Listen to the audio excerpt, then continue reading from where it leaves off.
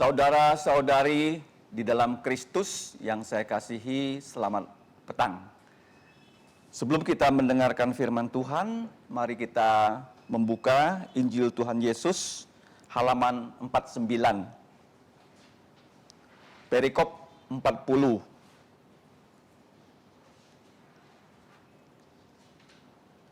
Tuhan Yesus memanggil orang Galilea sebagai murid-muridnya. Dari Injil Lukas pasal 5, Matius pasal 4, dan Injil Markus yang tadi kita baca, pasal 1 ayat 16 sampai 20. Saya akan membacakan untuk kita semua. Demikianlah bunyi firman Tuhan. Dan ketika Yesus sedang berjalan menyusur Danau Galilea, ia melihat dua orang bersaudara, yaitu Simon yang disebut Petrus dan Andreas saudaranya. Mereka sedang menebarkan jala di danau sebab mereka penjala ikan. Pada suatu kali Yesus berdiri di pantai danau Genezaret. Sedang orang banyak mengurumuni dia, hendak mendengarkan firman Allah. Ia melihat dua perahu di tepi pantai. Nelayan-nelayannya telah turun dan sedang membasuh jalannya. Ia naik ke dalam satu perahu, yaitu perahu Simon, dan menyuruh dia supaya menolakkan perahunya sedikit jauh dari pantai. Lalu ia duduk dan mengajar orang banyak dari atas perahu. Setelah selesai berbicara, ia berkata kepada Simon, "Bertolaklah ke tempat yang dalam, dan tebarkanlah jalamu untuk menangkap ikan." Simon menjawab, "Guru, telah sepanjang malam kami bekerja keras, dan kami tidak menangkap apa-apa. Tetapi karena engkau yang menyuruhnya, aku akan menebarkan jala juga." Dan setelah mereka melakukannya, mereka menangkap sejumlah besar ikan, sehingga jala mereka mulai koyak. Lalu mereka memberi isyarat kepada teman-temannya di perahu yang lain, supaya mereka datang membantunya, dan mereka itu datang. Lalu mereka bersama-sama mengisi kedua perahu itu dengan ikan sehingga hampir tenggelam. Ketika Simon Petrus melihat hal itu, ia pun tersungkur di depan Yesus dan berkata, "Tuhan, pergilah dariku, karena aku ini seorang berdosa."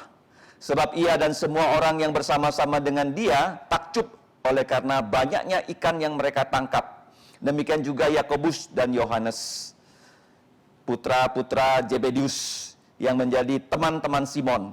Kata Yesus kepada Simon, "Janganlah takut, mari ikutlah aku, dan mulai dari sekarang kamu akan kujadikan penjala manusia." Dan sesudah mereka menghela perahu-perahunya ke darat, mereka pun segera meninggalkan jalannya dan segala sesuatu, lalu mengikut Yesus. Dan setelah Yesus meneruskan perjalanannya, sedikit lagi dilihatnya pula dua orang bersaudara, Yakobus putra Zebedius dan Yohanes saudaranya, sedang membereskan jala di dalam perahu bersama ayah mereka Zebedius. Yesus segera memanggil mereka dan mereka meninggalkan ayahnya Zebedius di dalam perahu bersama orang-orang upahannya, lalu segera mengikuti dia. Mari kita berdoa. Bapa kami yang di surga, sekarang kami mau membukakan lubuk jantung kami untuk menerima pemberitaan firman-Mu. Kiranya kami semua dapat Engkau beri hadiah lubuk jantung seperti tanah yang subur, supaya ketika benih firman-Mu ditaburkan ke dalamnya, kami menghasilkan buah pertobatan dan buah Roh Kudus hanya untuk memuliakan nama-Mu. Demikianlah doa kami Bapa, hanya di dalam nama Tuhan Yesus kami berdoa dan berterima kasih. Amin. Teladanilah Tuhan Yesus, ya, supaya kita dapat memenangkan jiwa. Nah, kalau kita melihat pembacaan kita tadi, itu merupakan versi yang komplit, ya, dari peristiwa yang tadi kita baca dari Injil Markus pasal 1. Sudah dikatakan sebelumnya bahwa Markus itu merupakan Injil yang ringkas. Dan keterangan dari kesaksian Petrus melalui Markus sekarang dilengkapi dengan kesaksian Rasul yaitu Matius, ya, bahkan Dr. Lukas. Nah, kita melihat di sini Tuhan Yesus sedang berada di satu tempat yang paling istimewa di muka bumi. Kalau kita punya uang, kita harus pergi ke situ. Karena tempat ini merupakan Laut Galilea. Laut, ya, yang kalau kita lihat memiliki beberapa nama. Nah, Laut Galilea ini kalau kita lihat merupakan bagian paling utara, ya, dari tanah perjanjian.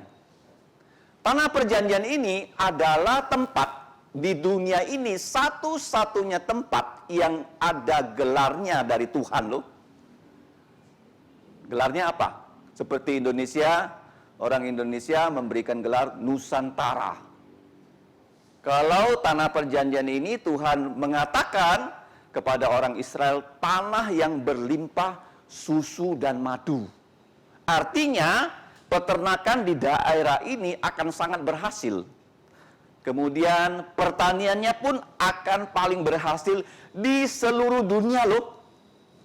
Kalau kamu mau makan, ya, jeruk yang paling manis adalah dari daerah Israel. Kalau kamu mau makan buah persimmon yang paling manis juga dari daerah ini.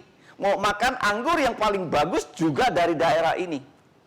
Nah, sekarang kita lihat, ya, ada sebuah danau yang sangat besar disebut Danau Galilea.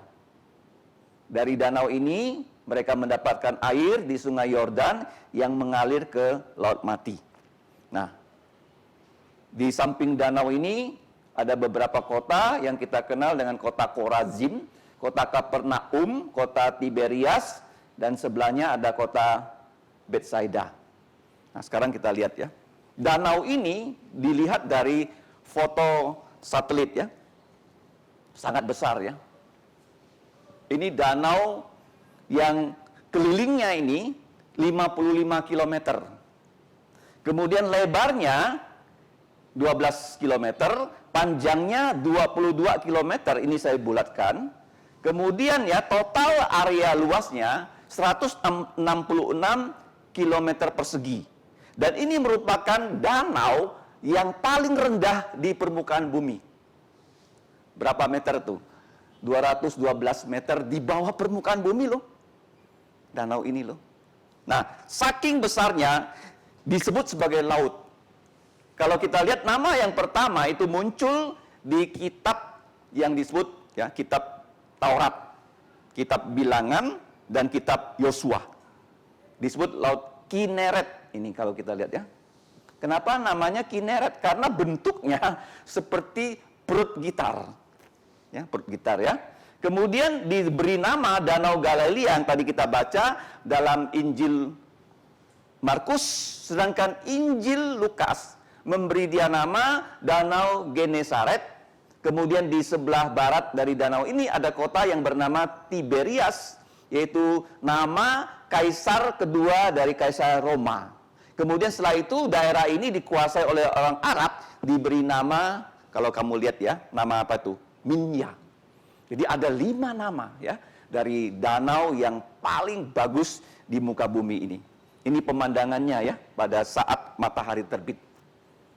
Cantik sekali. Danaunya begitu cantik, pantainya juga begitu indah, begitu banyak bunga, begitu banyak burung, sehingga Tuhan Yesus bilang, kalau kamu khawatir, kamu lihat bunga-bunganya dipelihara Tuhan, kamu jangan tak khawatir. Kalau kamu khawatir, kamu lihat burung-burungnya yang banyak di situ, kamu tidak boleh khawatir, karena burung dipelihara Tuhan, bunga dipelihara Tuhan, apalagi kamu, ya, anak-anak Bapak Sorgawi, begitu indah. Nah, ini dibuat lukisan oleh orang yang bernama Rafael, ya. Rafael.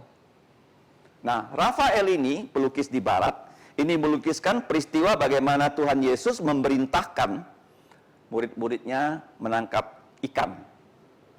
Ini perahu yang ditemukan di dasar dari Laut Galilea. Seperti ini, ya, perahunya, ya. Cukup besar, ya. Bukan perahu kecil, ya. Ini ada di museum. Kemudian turis sering berkunjung ke situ. Ini gambar pada tahun 1891. Nah, ini disebut ikan petrus. Ikan petrus ya. Seperti gurame begitu ya.